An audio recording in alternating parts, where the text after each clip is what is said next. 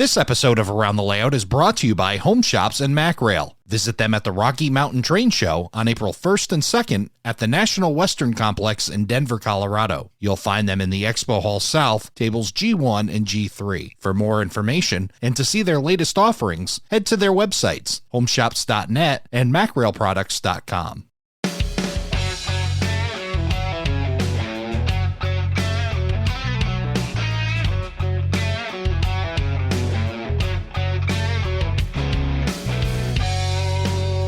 Hello, everybody, and welcome to Around the Layout, where model railroaders come to tell their story. My name is Ray Arnott. So glad you could join us. It's time for the March 2023 What's Happening in Model Railroading. And what's happening is the Rocky Mountain Train Show out in Denver, Colorado. And here to talk about that is Michelle Kempema and John Gardberg.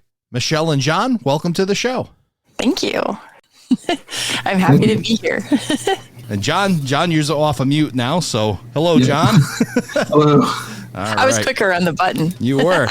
This is the first time I've actually had two guests on Around the Layout, so we're making a little bit of Around the Layout history tonight, having two.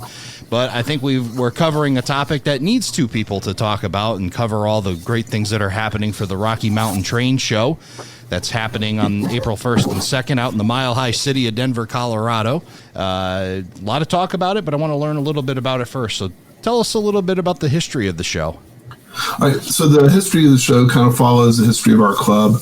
Our club was founded in the 1970s by 6 individuals. In order to become a division of the Train Closures Association, you had to have 25 members. They got 25 members to sign up. And they started doing shows actually Thanksgiving weekend in 1976. And they were basically smaller shows held at the Holiday Inns or at fairgrounds. And about 15 years ago, there was a scheduling mishap at the hotel that we were supposed to have our big show, which was at the time the holiday show. And we found we were looking for new venues. We settled on one, which is about 5 times the size of the prior location, and that was the Denver Mart. That allowed us to grow the show out to over 150,000 square feet. Unfortunately, during COVID, the facility went into receivership, and it was just torn down a few months ago. As a result of that, we had to find a new location, and that's where we are working with the National Western Complex. And last year, our show was about 130,000 square feet, and this year, the total combined space is closer to 180,000 square feet. We expanded in order to accommodate more layouts, as well as to move vendors around who wanted to enlarge their sales area. Wow, so from a little bit of an accident or a kind of a point of where a hotel cancels actually results in a positive move of the show growing and becoming much larger by square footage, and then obviously square footage, more space, more attendees. Exactly. And prior to COVID, we were reaching numbers for the larger show between 11 and 12,000 people. Wow. So our organization actually does 2 to 3 shows per year. Where the larger show used to be the holiday weekend, it's now the holiday weekend show has been moved up. The Thanksgiving weekend show has been moved to Loveland, Colorado, where we can actually better serve northern Colorado and southern Wyoming. And that show sold out. We actually increased that show size by 12,000 square feet this year, again, to accommodate more layouts and to accommodate more vendors. It sold out. We did really well on attendance. It was down just a fraction from last year. But again, that's just the way it goes. You're not going to. We would love to have constant growth every year, but sometimes you get that, and sometimes you don't. We also have weather in Colorado. Well, there's weather, and it was also Sunday was a Broncos game. So those Bronco fans here. Yeah. And so what happened was over time, the spring show started getting larger, primarily because my predecessor started bringing in manufacturers like Lionel and Bachman and LGB. Right. And the one thing we've never asked, nor would we ask them to try and make the holiday show. So what happened was more of the public and more of the hobbyists would come to the spring show to see major manufacturers. And So we said, okay, fine. So we kind of flip-flopped it. Now the holiday show is the medium size of our shows, and the spring show is the larger show. Right. So yeah, and it seems like springtime. Like you mentioned, the football season has come to an end, so the weekends kind of free up a little bit. Baseball hasn't started yet. The weather's getting a little better, but it isn't great. So it seems like a pretty good time to have a train show, and certainly good to go to one. It is a good time. Something interesting that I think is interesting about this train show, having been to a lot of train shows around the country now. I finally visited quite a few of the train shows. This one it's all the scales, including the Lionel people, and it's like all of them equally represented at the show. I think it's great that it's co-sponsored by the NMRA and the TCA, working together to put this show on, and I think that's a little bit unique. So it's just neat to see everything there, all the scales. I think some people, obviously, the listeners may be more familiar with the NMRA. Michelle, tell us a little bit about what the TCA is. Okay, this is John's wheelhouse. Oh, okay. Yeah, So the train, I don't know the full history of the Train Closures Association, but it obviously it predates 1976 when our division joined. But basically, it's I believe their mission is to preserve the history of tin plate toy trains. But that obviously encompasses expanded since their original mission statement was created. It's actually, if you think about Lionel, O-scale, 3-rail trains, standard gauge trains, S-gauge trains like American Flyer. But don't forget, Lionel also back in the 1950s and 60s had HO. So it does kind of encompass all scales, but it focuses on tin plate, pre-war and post-war. And for those listening who aren't know, that'd be World War II. So if it was before World War II, it's pre-war. If it's immediately following World War II, it's post-war. Modern is considered the 1970s moving forward. I learned a lot about it when I went to Strasburg, Pennsylvania, and I visited the headquarters of the Train Collectors Association and their museum. And it was really interesting. I didn't quite understand the standard gauge and the 10 plate stuff until I actually saw it in person. All I ever knew was 3-rail Lionel. And so I do understand better how that organization represents all those different things. So it is different than the NMRA. It's kind of the other modelers, but we're all together in this show. Well, that's great to bring both worlds together and have it under one roof at your show. I was so excited to get in and talk about the show. I've kind of neglected to talk about you folks. We'll start with Michelle. Talk a little bit about yourself as far as your role, what you're up to, and then what your role is with the show itself. Okay, well, I'm the executive director, I guess is my title, at the Colorado Model Railroad Museum in Greeley, Colorado. And it's a job that I fell into 12 years ago. And I went there because I found that I loved this museum. It was an amazing place to go into, and it brought joy to my crazy life at the time, and my daughter loved it. And so we volunteered there for an entire year before Dave offered me this position of the first employee to make this place become something, because he built it to play on it and didn't expect people to want to see it. And so I spent 12 years going from, well, we have a layout, what are we going to do with it, to creating a museum that actually has a mission, purpose, and connection to our community. And our mission is to educate, inspire, and bring joy to people through model railroading. So it's really a fun place, and it lets me do all kinds of fun things like working with the Rocky Mountain Train Show. And of course, we would support our train show. We support manufacturers and brick and mortar stores and anything to do with the hobby. We want to help support those places and really be a positive force for them to continue the hobby. We're just so glad they're here. And so working with John on the Rocky Mountain Train Show gives me the opportunity to really get to meet everybody in the hobby, for one thing. It's such a fun place of connection with people. And I met the manufacturers at the Rocky Mountain Train Show, and that's been huge for the museum. And it's just been a place of connection. And so I guess I don't really have a title at the Rocky Mountain Train Show, but I do help a lot. I kind of run around and do a lot of different things. And I bring the chocolate at 2:00 when everybody's just getting tired, because we know train shows are hard work.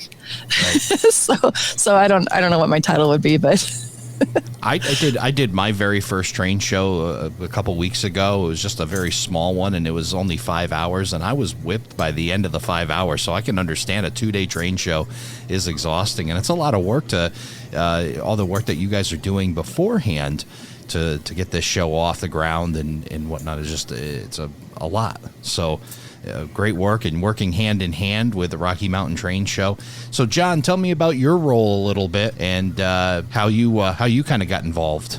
Well, so I'll give you a little bit of history. My fascination with trains started when I was really small. My father owned a furniture store in Mobile, Alabama, and there were tracks right next to the building. In fact, when the trains would roll by, sometimes the building would shake a little bit. Went through the normal thing, like I was, I never really got out of the hobby. My trains didn't get packed up until I actually went to college.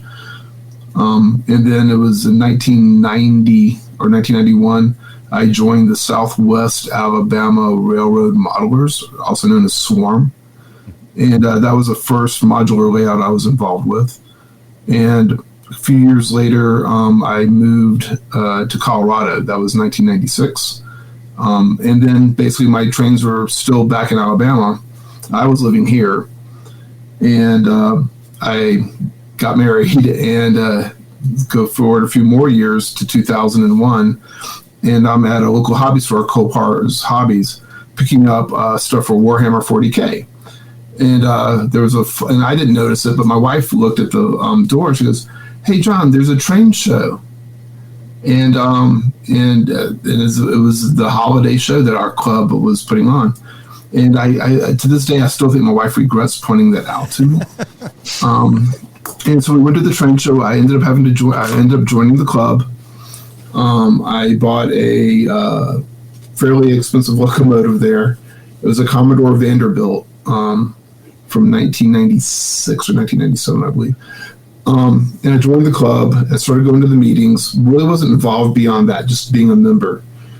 And at some point, I raised my hand for something, and that's when my volunteering for the organization began. And with my skills, I'm a programmer analyst for a living, and so I basically became the registrar for the train show. I built the website, and please forgive me, folks, but it does need a rebuild.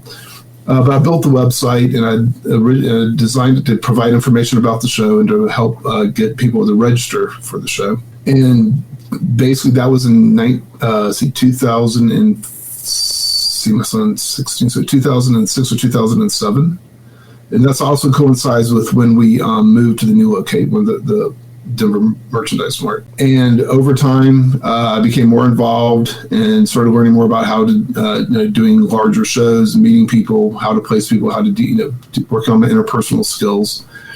And then about 5 years ago, my predecessor stepped down, and I took his place with the show and became a co-chair of the Rocky Mountain Train Show. And as part of that, I had to travel and start meeting manufacturers, going to them basically at other shows like Train Fest and the York Train Show in York, Pennsylvania. So yeah, that's what it is. So basically, I'm I guess the best way to say it, if not co-chair, I guess a good title would be I don't know, ringleader. Ringmaster. Ringmaster. That is the So, yeah. If you've never, I got to tell you my story. So I start working at this museum and I'm like, oh, this is a cool layout. I don't understand. It's just a miniature world. And I don't really understand modeling as the industry that it is. And they're like, Michelle, you need to go down to this train show and see what this is. And so I go down to the merchandise mart and I walk in the door and I'm like, oh my God, there's so much stuff. Yeah. So it was quite an experience, and we had a booth, and so I met John through that, and just having a museum information booth there, trying to get people to find us because we were brand new. Right. And I think the Rocky Mountain Train Show really helped the museum grow, and the fact that people would discover us by having a booth there. But understanding the hobby, every time I go to the Rocky Mountain Train Show, I learn something new. I will tell you that. Well, sounds like about the hobby. It sounds like from both of your stories, you both are very deeply connected to this show. I mean, you talk about how it took you from the museum and exposed you to more and got you connected. And John, it kind of relit your model railroading fire. And so, yeah, it sounds like it's had a great impact on both of you. Yeah, I would have to say it's kind of in my heart. Like I love our train show. It's like family. It's like a family reunion for me. I think it's great. It's so much fun to go and see everybody, and yeah, it's like a family reunion. Oh, that's awesome. That's a good one. Yeah, it's a family reunion. Let's clarify. Without the family members that you don't. Yeah, that's fantastic, and it really goes to show the tight knit community that you've built around this train show. So, John, let me ask you, as the co-chair, what is it that you're looking to accomplish with the Rocky Mountain Train Show? So one of our big things is working not only with like the hardcore hobbyists who sometimes look at our show and go, "Oh, look at all the kids that are here," or look, Lionel's here. They don't consider some of these manufacturers like really like the super scale fine modelers type. I'll say it, rivet counters and foamers. Mm-hmm. Our show, we're trying to appeal to a very broad range, from the 2 or 3 year old child who's fascinated by model trains to the hobbyist who is maybe a member of the NMRA working on their master model railroader certification. Yeah, I would say this show has from that whole rivet counter side all the way to just public attendees. So it is an introduction to the hobby for families. It's interesting because you have like such a mix of all levels and kinds of modelers there. But education is a huge piece that John's been working hard on. And he has a junior engineer program that's fantastic that families come to do, and they come back year after year after year because their kids have so much fun doing it. Well, that's really cool. Hey, John, can you tell us a little bit more about that junior engineers program? So we did not create the junior engineer program. We actually, when I went to Train Fest in Milwaukee, I was working with their leadership, and that's when they were telling me about the junior engineer program. And I was like, well, that'd be great if we could bring it to our show. So we asked permission, they gave it, and so we brought the junior engineer program to our show. Starts off at 5 years of age and older, because we would like the kids to be able to read the instruction sheets. And so the whole idea is that they go down a sheet and they answer questions. And these are and they range from like identify a boxcar and what is a boxcar used for, or identify a doodle bug. And they also have the opportunity with the participating layouts at the show to actually run trains on these layouts. Not just a Thomas on a 3-rail layout, but actually a layout where someone locomotive could be worth several hundred to several $1,000s on a module that some guys built that took them years to build. And there's a 5-year-old or 6-year-old kid with a remote operating trains. And they do switching too. I've seen kids doing switching on layouts, and it's interesting to watch the modelers at the layouts actually interact with the families and the kids. I think it's fantastic. And so our local NMRA region, the Rocky Mountain region, Gary Myers mans their booth, and he actually has a switching puzzle layout that they put together where kids can do the switching activities that are part of getting the junior engineer certificate. Yeah. There's currently 3 levels to the junior engineer program. Some kids try to get all 3 over a weekend. Other kids come back show after show. So they may start off at the March show, and then we'll see them at the holiday show. I said the March show, the April show. We'll see them at the holiday show, and then we'll see them for level 3 back at the April show the following year. Wow. And that's really cool. And what's really great about it is, again, for kids of all ages, boys and girls. We don't say no to anyone. And again, it's just about getting people's interest in the hobby. And you never know. Maybe one day they'll go to the Colorado Model Railroad Museum in Greeley and be able to look at the layout and be able to identify things and see things and understand them better than if they hadn't participated in the junior engineer program. Absolutely. You guys are touching on a kind of a hot topic. And in fact, I just had a conversation in a show that will air just before, or actually just after this. So a little preview here. I interviewed Jim Wiggin from Athern, and we were both together getting our shovels out and ready to bury the thought that the hobby is dying.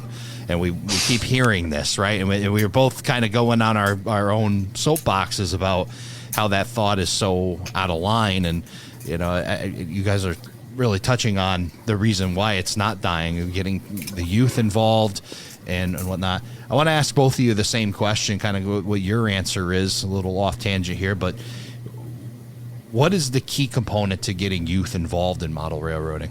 Okay, I think it has to be fun. That's like something that we apply to everything at the museum, is it needs to be fun. And I honestly think that model railroading as a hobby is the most comprehensive hobby for education of any hobby, because it encompasses all the parts of STEAM, put the art in it. So you have science, technology, engineering, art, and math, and it takes all of those things to build a complete layout. And so this hobby, I think, should be in every public school, and we're working hard to make those things happen, or at least make them accessible. That's what our tracks group does, that John and I are part of, with Walthers and TSG Multimedia and the NMRA, and we're all working together to kind of figure out how do we get this stuff even more mainstream than it is, because kids today can't go to Walmart and buy a train set, right? Right. We used to go to KB Toys, and it was so accessible. So how do we bring that back? And so we're working hard on these things. But back to your question of how do you get them involved? All you got to do is show it to them. It's super simple. You just let them look at it and touch it, and they're going to fall in love with it. Right. So. Yeah, that's a great answer. It has to be fun. It has to be, relatable to them, and under, absolutely 100%. I agree. It has to be fun. That's the first thing, and it can't be off-putting just because there's electricity involved. Well, guess it doesn't have to start that way. With younger children like my kids, it was Thomas, in the Wooden Railway, playing with that, and then when they got old enough, they could play with. I was going to say my train. Actually built a layout for them, and they played with that.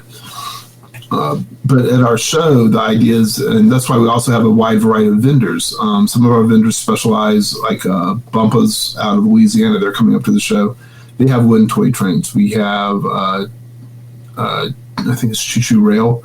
They also have wooden toy trains. That's what they do. Then we have Aunt Heidi's coming out of Texas, and they have wooden toy trains, but they also have the intermediate toy trains that are not electric. They're battery operated, but for kids. And we bring the Lego train. The museum brings the Lego train.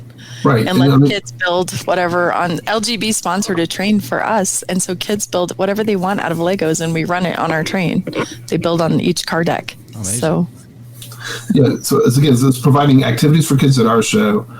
And hopefully, that's why we, one of the things we do is like our door prizes. We try to give away one ready to run set every hour on the hour at our show.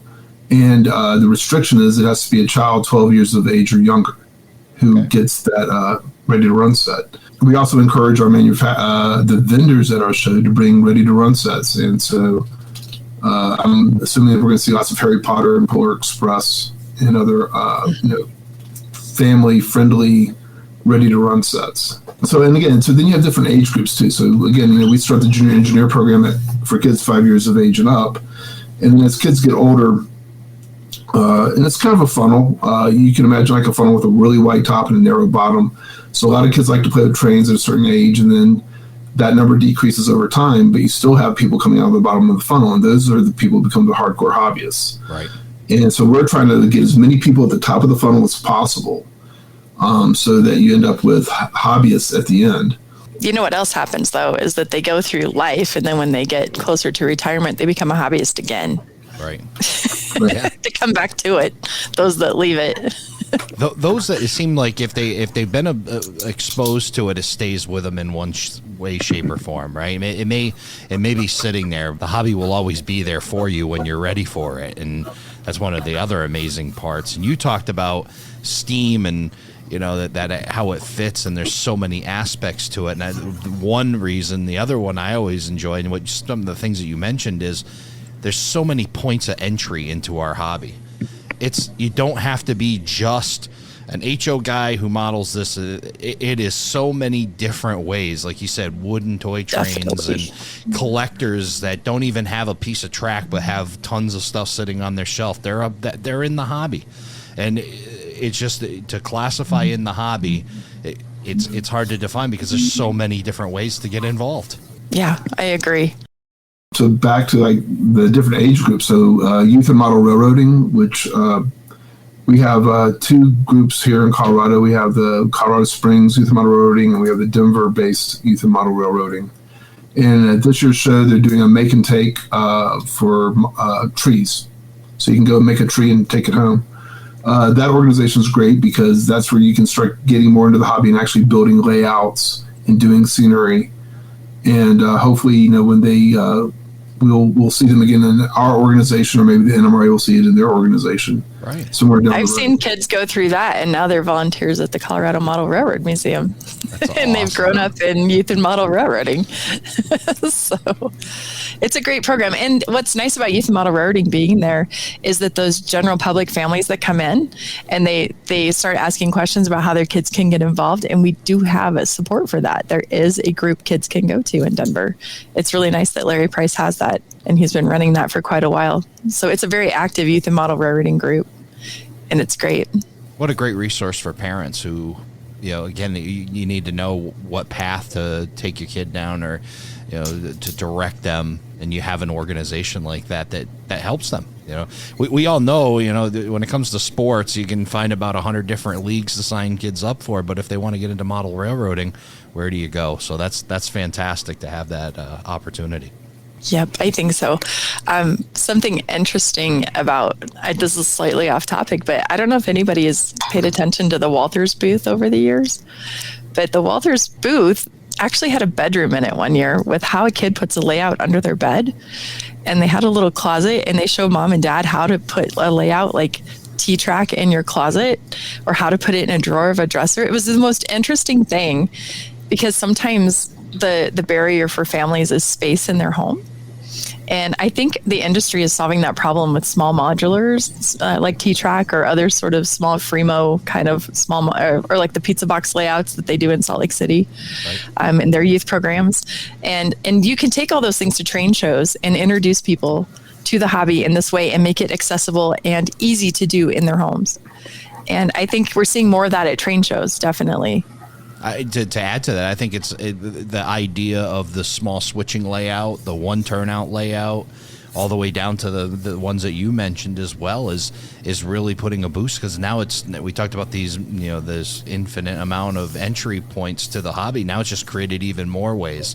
If you can figure out a way to get 8 to 12 inches wide by 6 feet long, you can put a one turnout switch layout, and you can go over for 25-30 minutes and switch cars and have a layout. You don't need an entire basement or an entire knock down walls and make 3 bedrooms into a room. Yeah, right? exactly. You don't need that anymore. You can enter the hobby with a small switching layout or all these other ways. And another thing you keyed on, manufacturers understanding their role in this, and that's great that Walters understands their role. I mean, it's key for them.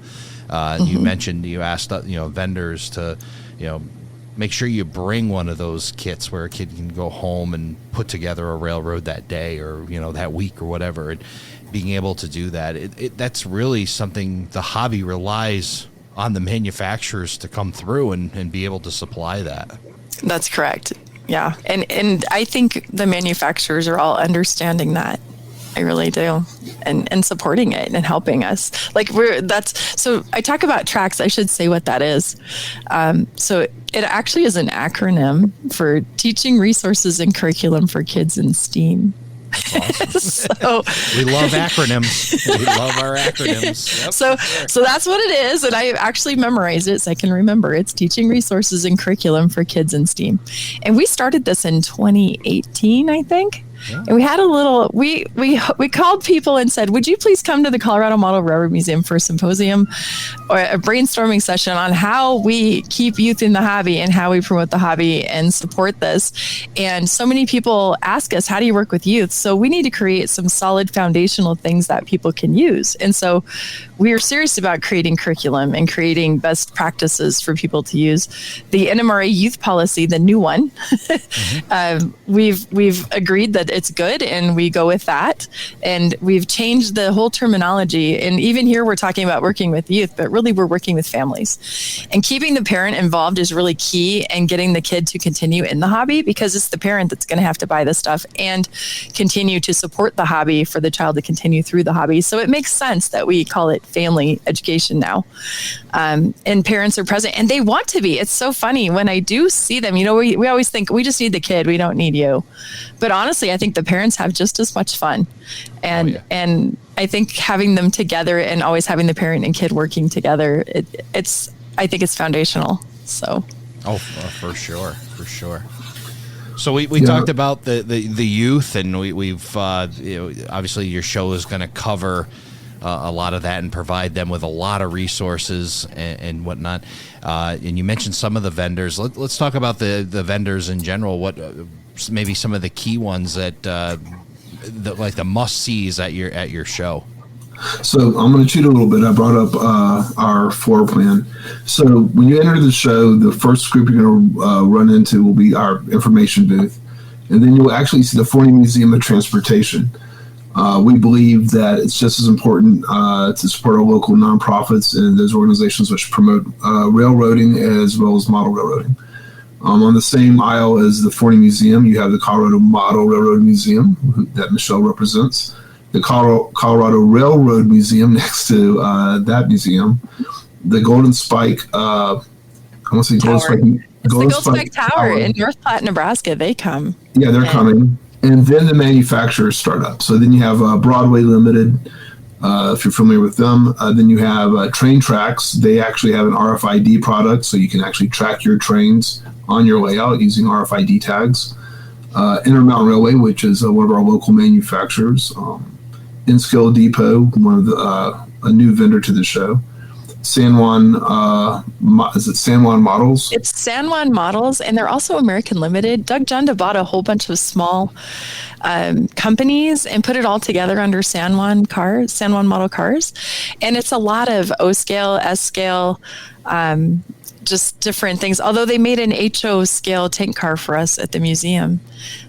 So they're kind of a little bit of everything. And also they have, I'm trying to think of what it's called. It's a parts company, Grant Line. Grant Line was also purchased by them. So all of that is in one booth. It's really cool. Right. So then you also have the Train Collectors Association national booth. So we have folks from from our parent organization coming down. Next to Intermountain will be ESU, and they're across from San Juan. So you then Caboose Industries, then you have the Rocky Mountain region of the NMRA. Rapido is going to be there. It's interesting this year. I think we have 3 or 4 manufacturers coming out of Canada. Jacksonville Terminal will be at the show, along with NAFTA, which they're another Canadian manufacturer. Prairie Shadow, Scale Trains from Tennessee will be at the show.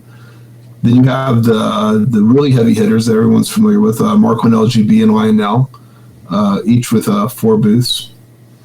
Then right down from them will be Bachman, and then across from Bachman will be Soundtracks. Soundtracks is another Colorado manufacturer. Yeah. Arrowhead Trains, and they're out of Wyoming. Roca, and then across from Roca will be Class 1, another new manufacturer this year. Yep, I'm sorry, Class 1 models. Across from Class 1 again will be Roca, and then in the same general area we have Macrail and Home Shops. From Texas. And then not to be left out, we also have the Rocky Mountain Train Supply, which is our local and largest train store in Colorado. Let's stop there. Rocky Mountain Train Supply. I went in there. What a great shop. And I love them. They check every box for me. I went in there, and I have a little thing about going to hobby shops and kind of having my mental checklist of things of, staff, cleanliness, organization. They just check every box. So I want to plug them real quick. So if anybody, go see them at the show, go see their shop as well. If you find yourself in the Denver, Colorado area, whether it be for the show or any other time. That's a great shop to stop into. So there's it really is. And they started out as InScale Supply, and they've been around for a long time as an online store. And then when our brick and mortar closed, they actually said, well, let's just step up and carry all the scales and be the store that we really need. And they've done such a good job. And it's so nice to be able to go there and get what you need, because they have all the basic supplies and a whole lot of things I don't need, but I end up buying. Yeah. so that makes a good shop, right? The only thing that they're missing, because you can't model in 2023 without stickers, is a sticker. They're missing the You're sticker. Right. They need a sticker. So if you see them at the show, tell them that they need a sticker, because they got a great logo and an awesome shop to go along with it, for sure. We'll have to have them listen to this. I'll say, you guys need to listen. We have a hidden message for you. There you go. Exactly. Exactly. So hello, the folks at Rocky Mountain Train. You guys do an awesome job and awesome shop. And it was great to stop and talk. I spoke to a gentleman and just very friendly, and that's what you want. And those are other people that are really responsible for the future of our hobby, is to have that person that you can go into and have a conversation and get information. And maybe they don't have the answer, but they know who to get the answer from, and they really become a guide. That's so important for somebody to have success and enjoyment in this hobby. And every now and then they have a barbecue dinner. So, John. So Rocky Mountain Train Supply is located in Arvada. It's a suburb of, well, I guess it's a town next to Denver, off of I-70. Easy to get to, really great store. They have a couple of operating layouts. They do carry all scales, just not in scale anymore. And they carry things on consignment as well. And they're big supporters of both of our shows, actually. And so if you want discount tickets to the show and you want to buy them in person and you need an excuse to go to a train shop, Rocky Mountain Train Supply is carrying tickets for $10 a piece. The regular price is $13. We do that in order to promote those hobby shops. And to give people a price break if they are willing to make the trip. Awesome. Then also, we are selling tickets through Colpar Hobbies. Again, Colpar is where that flyer was that my wife had spotted so many years ago. Colpar has 2 locations, and again, they have the discount tickets for sale. Awesome. Both of these shops will have booths in the expo hall, which is the main hall. So also coming to the show this year will be Brad's Trains out of Texas, Star Hobbies. I guess I don't know if they consider themselves out of Maryland right now or Florida. We'll have Lowell Smith, also, which is, if you're online, it's also Rail Smith, and he'll be promoting his products and the tours that he puts together, the rail tours. We'll have Berkshire Valley Models. I already mentioned Home Shops, and there's Model Train Solutions, which is the one of the larger vendors at the show. They'll actually have 10 booths, and they carry all scales. Other vendors of note, and I'm hoping I'm not missing one, will be Spring Creek Model Trains will be at the show. They are right across from the Roadhouse concession where you can eat and get some beverages. Food is important. Absolutely. Food is important. Yeah. We have Texas again. So I mentioned we have quite a few folks coming from Texas. So Spring Creek is from Nebraska. Texas Model Train collectors are from Texas. One of our local manufacturers is Azatrax. So if you need signaling equipment for your layout, then make sure you visit Azatrax. I had mentioned N. Heidi's Trains. Again, if you have younger modelers in your family, N. Heidi's is great for toys. Then the other larger vendors, some of the other vendors are Choo Choo's R Us out of Wyoming. Then there's the Moffett Road Railroad Museum. They're up in Granby, Colorado, and they have a great museum up there. SEK Hobbies, K&A Hobbies will be there as well. And then, and those, again, so to give you kind of a rundown, there's 80 vendors, 30 manufacturers, 30 operating layouts, and I believe 15 nonprofits, which are mostly museums and historical societies that will be at the show. Boy Scouts will be there. I'm sorry, Michelle. Special guest this year for the first time is Mini Prince from Toronto. I was getting there. You're getting there. He's going across the rooms, and Mini Prince is over by the Mini Prince is Mini Prince is newer, and he needed more space, so they're on the. Now, this may sound confusing. They are on the west wall of the Hall of Education East, south section. Okay, that's totally confusing. But basically, so yeah, there's Mini Prints, and Mini Prints is really cool. So the owner of Mini Prints is or proprietor is Bernard, and he started it off. I think he needed beavers for his in-scale layout. Was that it? Yeah, something like that. Yeah, and so he 3D printed them, and then other people were like, "Hey, you printed that? Can you print something else?" And it grew from there. Well, now what he can do is you can stand on this little rotating table or rotating platform, and he will 3D scan you. And then 4 to 6 weeks down the road, you'll get a box with a mini you in the box. It's called he calls it Mini Me. You get your Mini Me, and you can choose your scale. So the big question is, John, are you getting scanned? Well, he said that I could do a weight loss program, but if I got a file, and I could file away. So yeah, I have a story about. So I went to Amherst this year, and everybody's like, Michelle, are you going to get scanned? Are you going to get scanned? I'm like, no, I'm not getting scanned at Amherst. It has to be special. I have to have Mini Prints come to Colorado. And I'm thinking I have an entire year before this will happen, right? Because this is January of this year.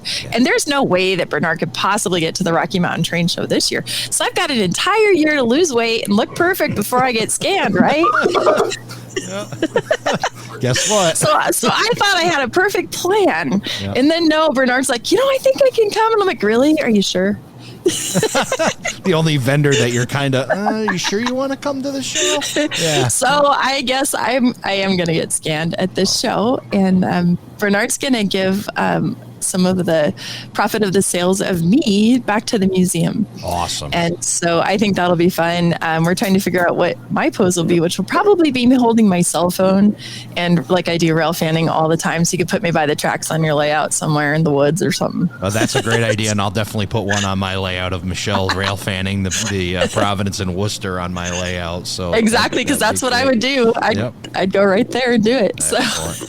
Excellent. So Excellent. You got to drag John up there with you though, and get him scanned as well. Yeah, have to get John. We got to have one of the co-chair of the show as well available. Yeah. But what a neat thing that Bernard's been able to do here. That and if you're not getting scanned, it's still a great one to go by and just check out what he's doing. It's just so cool the technology that's rolling into our hobby day by day, and then these. What I call the cottage industry or the small industry that's developing around model railroading is so super cool.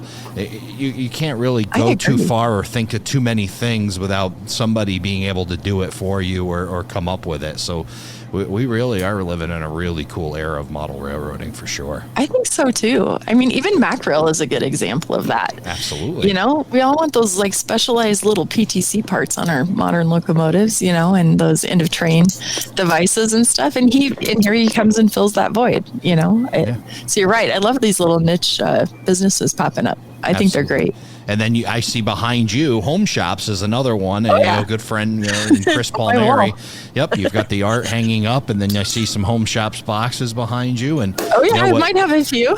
Yep, yeah, I see that. Yeah, so a big stack of them behind Michelle at the Colorado Model Railroad Museum, and it's fantastic. What Chris has done, and Greg McComas, and Bernard Helen, and just so many of the other folks that have been able to start these cottage industries and supply things to the hobby. Just it was vast before. Now it's just becoming just completely amazing to see the things that you can get done. All the kits we can get now, the people creating their kits, and we're going back to building wooden structures again, and it's fun. Yeah.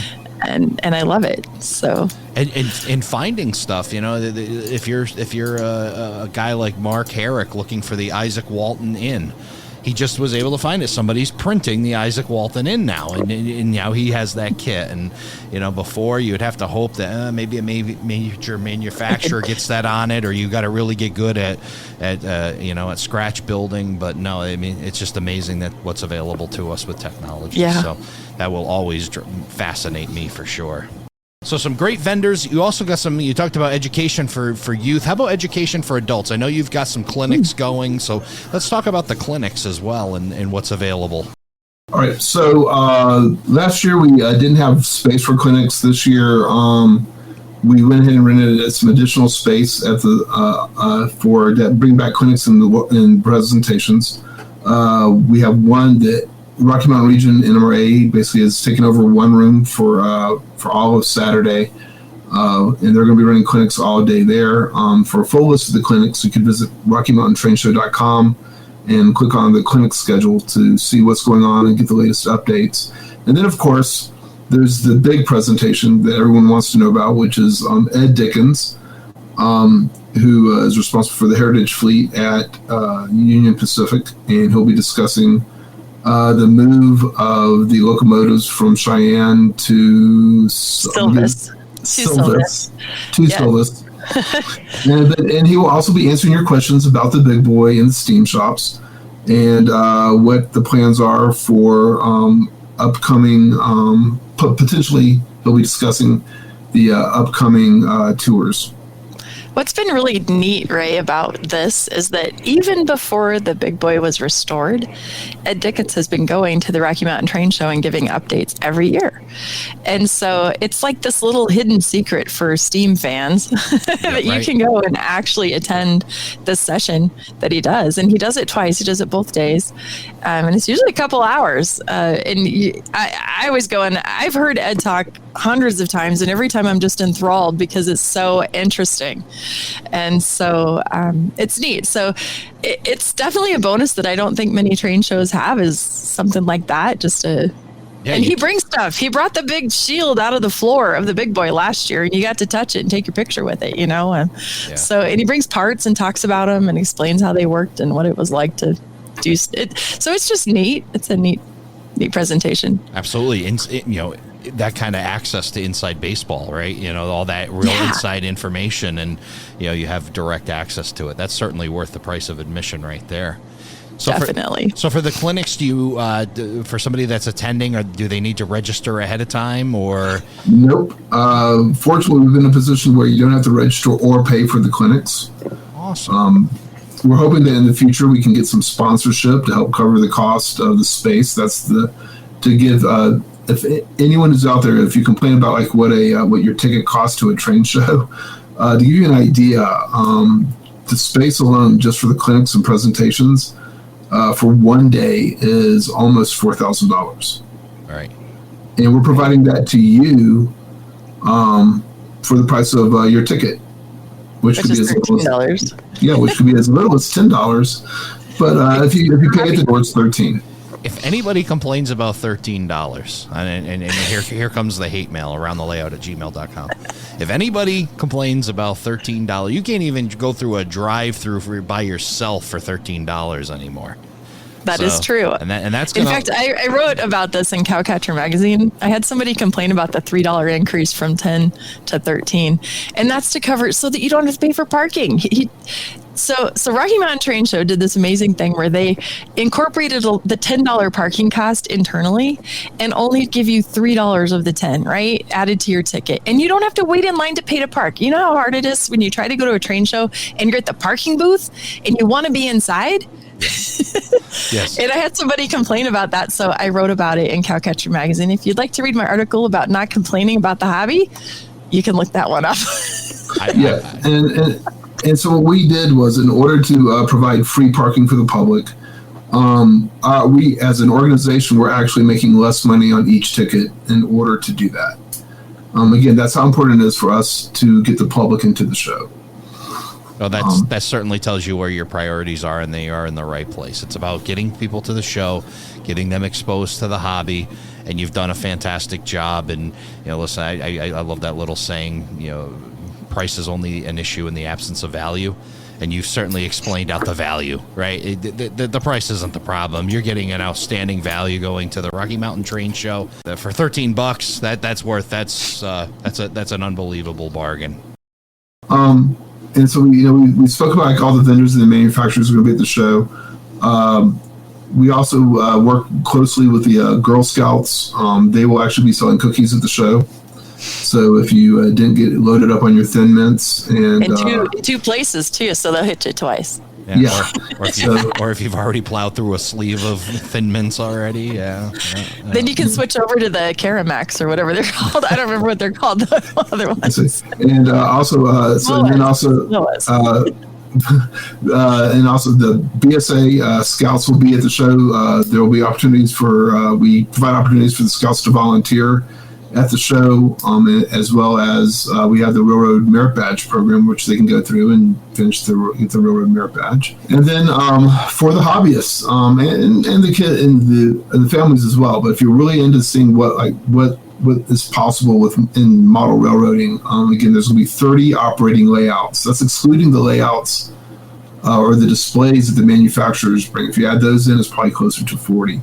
The layouts of the show will range in scale from Z to G. There's actually going to be, I believe it's a G scale live steam layout will be at the show. That's the Denver Area Small Scale Steamers, DAS.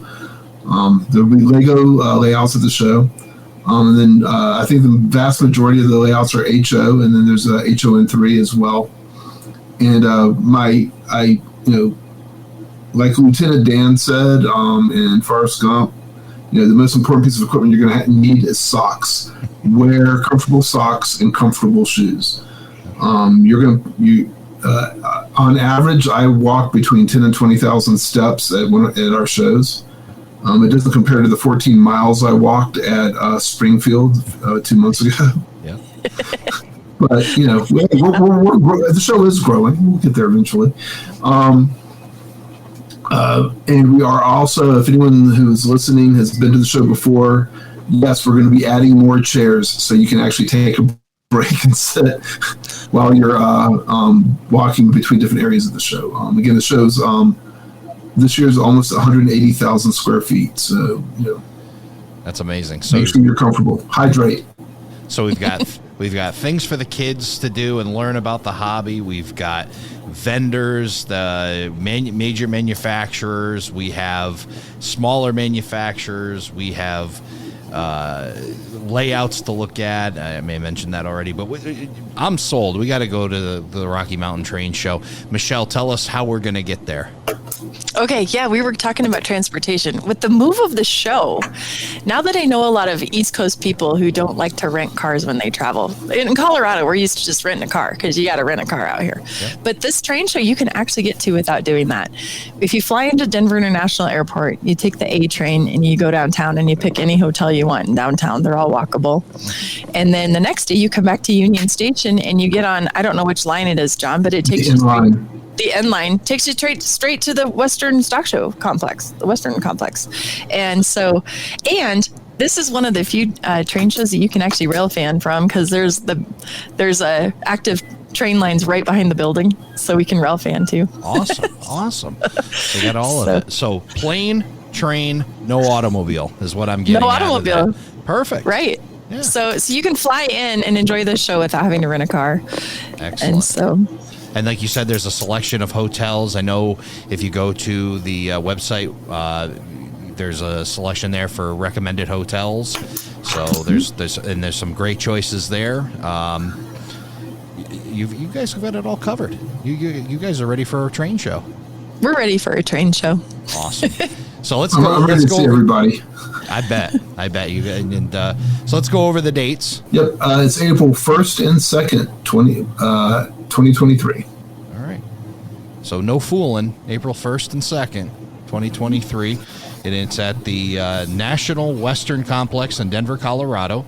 We're going to provide all the links in the show notes. We'll also put it up on the Facebook post on the Facebook page for Around the Layout.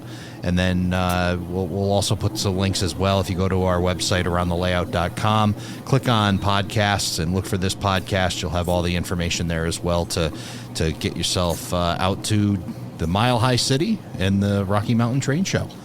So, John, Michelle, I want to thank you for coming on Around the Layout, telling us about this fantastic show. And here's wishing you an awesome time. And look forward to seeing you both. Thank you. Thank you, Ray. Thank you for joining us for this episode of Around the Layout. You'll find more about today's show on our Facebook page, facebook.com/Around the Layout. Learn more about the show and check out past and future episodes on our website, aroundthelayout.com. And send us your feedback. We'd love to hear from you. aroundthelayout@gmail.com. Thanks again for hanging out with us around the layout.